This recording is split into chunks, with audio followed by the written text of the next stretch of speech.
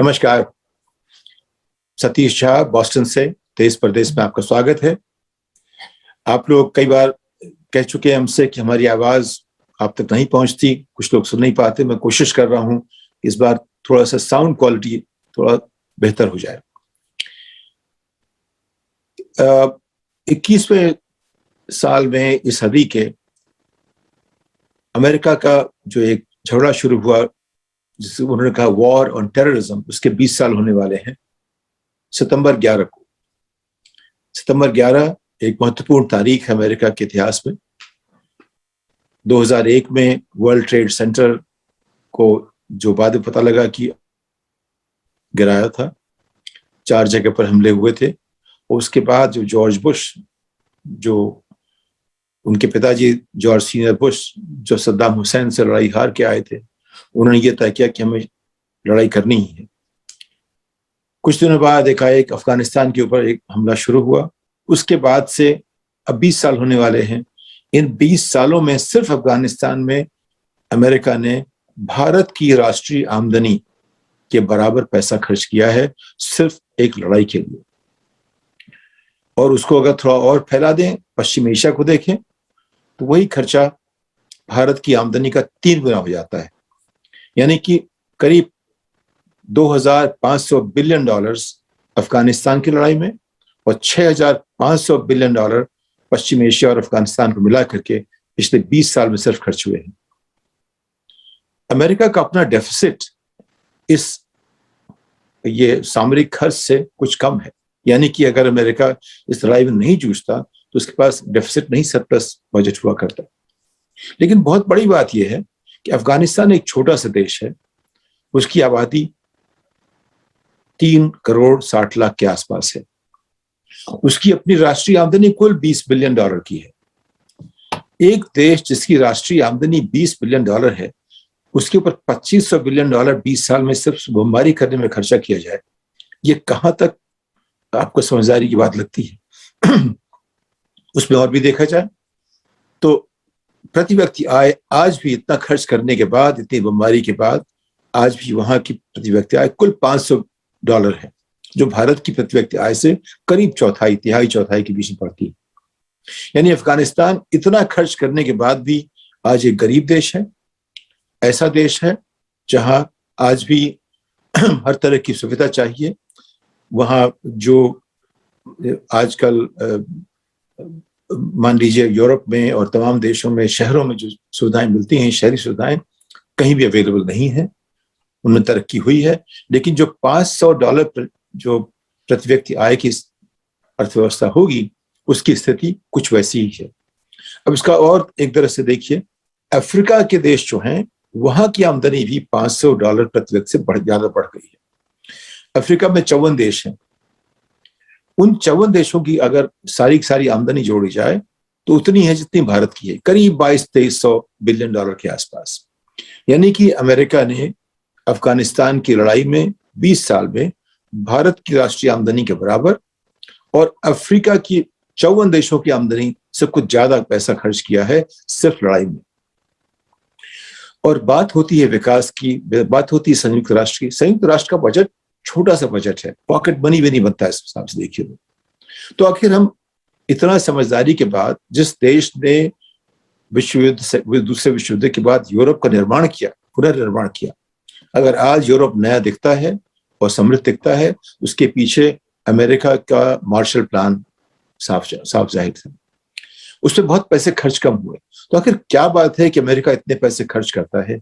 उसकी क्या मजबूरी है कि इतना खर्च करता है और उसके बाद भी कोई विकास नहीं होता? अभी कल ही की बात है, जेफ बेजोस और रिचर्ड ब्रांसन स्पेस पे जाने की बात कर रहे हैं और ब्रांसन स्पेस में लौट के भी चले आए। तो किसी ने कहा कि ये दो लोग अपनी हॉबी के बजाय अगर कोशिश करते तो दुनिया से भुखमरी खत्म हो जाती। तो मुझे बिल गेट्स की बात याद आई।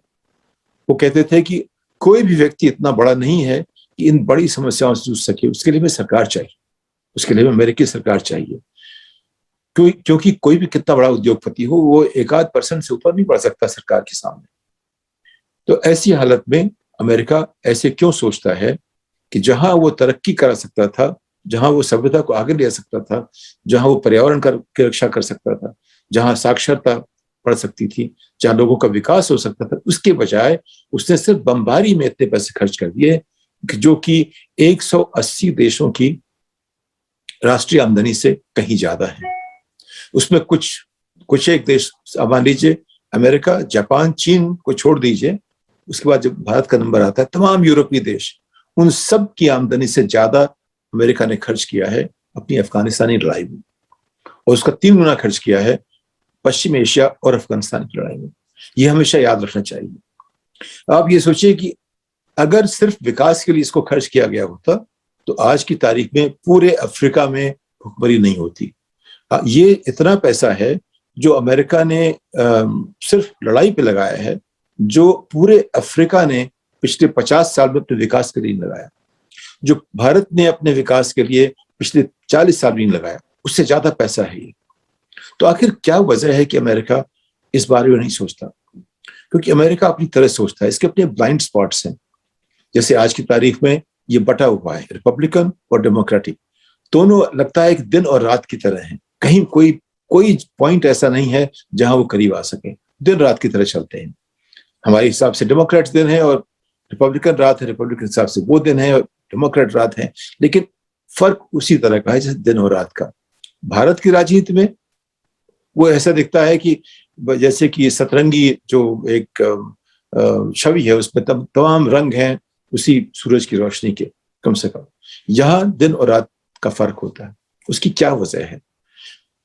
उसकी वजह बहुत बड़ी यह है कि 2 खेमे बटे हुए हैं। एक जो विकास में सिर्फ उनका साथ देना चाहते हैं जो सक्षम है, दूसरे कहते हैं सबको साथ लेके चलो।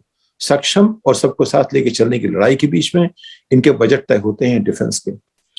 अगर आप देखें, एक तरह से देखें, पिछले 60 साल में अमेरिका का डिफेंस बजट, एक जमाने में 10% खर्चा करता था अमेरिका अपनी सुरक्षा पर, अपनी सेना पर, 1960 के आसपास।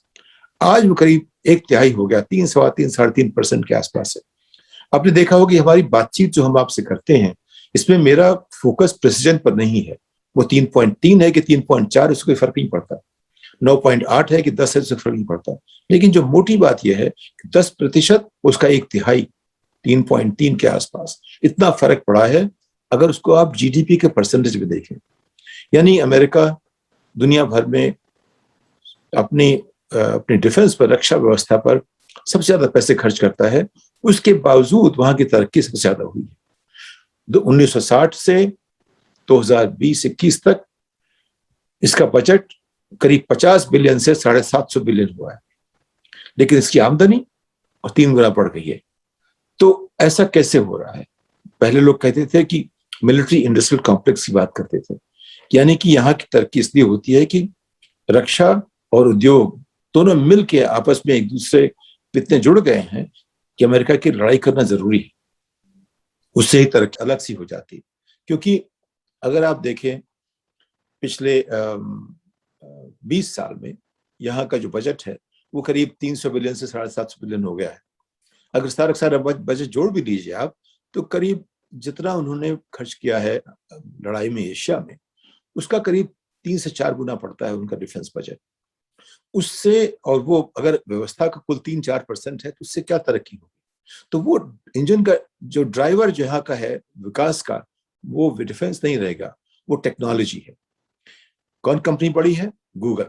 कौन कंपनी बड़ी है? अमेजॉन। कौन बड़ी है? एप्पल। ये तीनों कंपनियां ऐसी हैं जिनकी अपनी जो मार्केट वैल्यू है वो भारत की राष्ट्रीय आमदनी से कहीं ज्यादा है। इसका ख्याल हमें हमेशा करना पड़ेगा, क्योंकि यहाँ का जो ग्रोथ इंजन जो 1960 में लोग कहते थे कि मिलिट्री इंडस्ट्रियल कॉम्प्लेक्स है, वो नहीं है। तो अगर वो नहीं तो फिर इतना खर्चा क्यों करते हैं? उसकी वजह है कि जो माइंडसेट जो बन जाता है, उस माइंडसेट में अपनी सुरक्षा के लिए कुछ भी पैसा खर्च करने के लिए तैयार है। इस बात को अलग तरह से देखिए, जो पैसा खर्च हुआ है अफगानिस्तान में, ये कर्जा लेके किया गया है। यानी कि अमेरिका ने सिर्फ ब्याज दिया है $500 बिलियन पिछले 20 साल में, जो उन्होंने कर्जा लिया लड़ाई के लिए।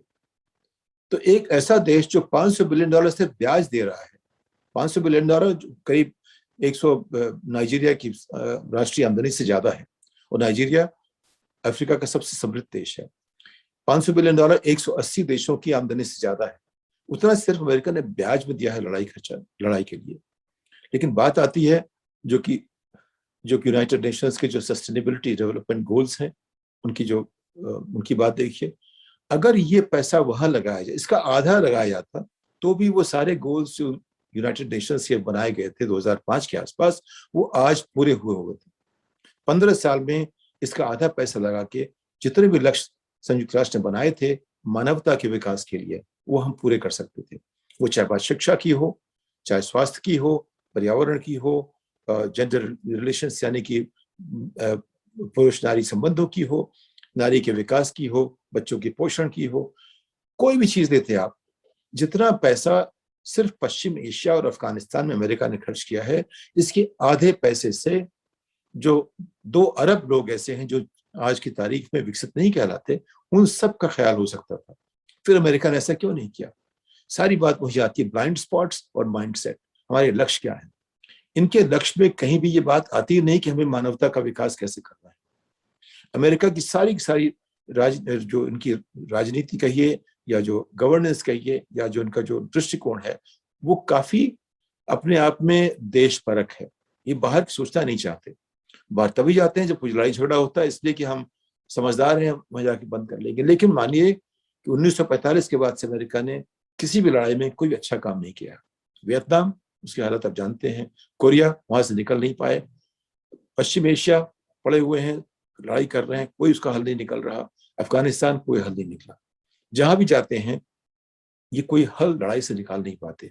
उस हिसाब से देखिए जो इंदिरा गांधी ने 1971 में किया था बांग्लादेश बनाने में, वो अपने आप में एक मिसाल है दुनिया के इतिहास में कि कोई भी नेता इस तरह इतने कम समय में इतना बड़ा फैसला करके इतना सफल नहीं हो सका जितना इंदिरा गांधी ने किया था। और हमारा ख्याल है कि मेरा मानना है कि भारत के 75 वर्ष के आजादी के इतिहास में अगर कोई ऐसा मौका है जब उसने मिसाल दिखाई दुनिया को, वो इंदिरा गांधी का बांग्लादेश बनाने का जो एक अपने आप में एक मिसाल है दुनिया में कि कैसे करना चाहिए, कैसे लड़ाई करनी चाहिए, कैसे रक्षा का इस्तेमाल करना चाहिए विकास के लिए, मानव अधिकारों के लिए, उसकी रक्षा के लिए और एक बड़े लक्ष्य के लिए। तो अमेरिका ऐसा क्यों नहीं करता? उसकी वजह यही है कि इसकी समझ में अपने जो मार्केट बेस्ड नीतियां समझता है, लेकिन जहां सरकार कुछ कर सकती है उस पर यहाँ पे लोग जुड़ नहीं पाते। और सारी बहस उसी बात के बीच में है कि सरकार को कितना जोड़ा जाए विकास से। वो न देश में जोड़ पाते हैं ना उसका इस्तेमाल बाहर करते हैं। मुझे याद है करीब 30 बरस पहले से जब इतनी इनकी रिपोर्ट्स आती हैं, कांग्रेशनल रिपोर्ट्स आती हैं, वो काफी मीन मेक निकालती हैं, काफी इनकी आलोचना करती हैं। उनका मानना था कि अमेरिका अगर $100 खर्चा करता है किसी जगह विकास के नाम पे, उसमें से 85% खर्चा इनके अपने लोगों पर होता है, इनका अपना खर्चा होता है। तो मेरा ये मानना है कि जो $6,500 बिलियन सिर्फ पश्चिम एशिया और अफगानिस्तान लड़ाई में खर्च हुए हैं, इसका ज्यादातर पैसा यहाँ के लोग अपनी जेबों में भरने लगे हैं। मेरा ये भी मैंने देखा था जब जॉर्ज बुश ने लड़ाई की, तब मैंने कहा कि उसके 8 बरस के राष्ट्रपति काल में उसके दोस्तों ने कम से कम $5,000 बिलियन की आमदनी उनकी ज्यादा हो गई थी। अब इन सब बातों को लोग गौर से देखते नहीं हैं। अगर वहां लक्ष्य बड़े हैं और अमेरिका को बड़ा होना है तो यहाँ की नेतृत्व को सोचना पड़ेगा कि क्या हम उतने ही रेलेवेंट रह सकते हैं इस सेंचुरी में, 21वीं शताब्दी में, जितने की 20वीं शताब्दी के उत्तरार्ध में थे। उसको ये भी देखना पड़ेगा कि उसकी संभावनाएं क्या हैं, उससे क्या विकास हो सकता है। लेकिन ये सवाल अमेरिका के नहीं है। इस सवाल को सामने लाने के लिए भारत एक बहुत बड़ी भूमिका अदा कर सकता है। अगर हम छोटे होने की जगह, उनके आगे पीछे चलने की जगह कोशिश करें बताने की दुनिया को कि भारत का विश्वास इसमें है कि हम किस तरह से मानवीय सभ्यता को अगली पायदान तक ले जाएं, जिससे कि कोई न भूखा हो। जो हमारे संविधान की जो आकांक्षाएं हैं, सिर्फ उनको अगर हम देश में और देश के अलावा बाहर भी लागू करना शुरू करते हैं, उसके लिए अगर हम एक अंतर्राष्ट्रीय एक वातावरण बनाएं जिससे कि अमेरिका $6,500 बिलियन अगले 20 सालों में लड़ाई में लगाने के बजाय विकास में लगाए, तो शायद एक बहुत बड़ा बदलाव आएगा। इस समझ के साथ आपसे विदा लेता हूं, अगली पायदान तक। नमस्कार। अगर आपको दी पब्लिक के कार्यक्रम पसंद आते हैं तो इन्हें लाइक करें। अगर आप इस वीडियो को YouTube पर देख रहे हैं तो चैनल को सब्सक्राइब करें, और अगर आप इसे Facebook पर देख रहे हैं तो दी पब्लिक के पेज को लाइक करें। अगर आप चाहते हैं कि हम निष्पक्ष पत्रकारिता को जारी रखते हुए आपसे जुड़े मुद्दों पर सवाल उठाते रहें तो हमें सहयोग करें। आपका छोटा से छोटा सहयोग भी इस मुहिम को जारी रखने में हमें ताकत देगा। डोनेट करने के लिए डिटेल्स जो हैं वो डिस्क्रिप्शन बॉक्स में दी गई हैं। धन्यवाद।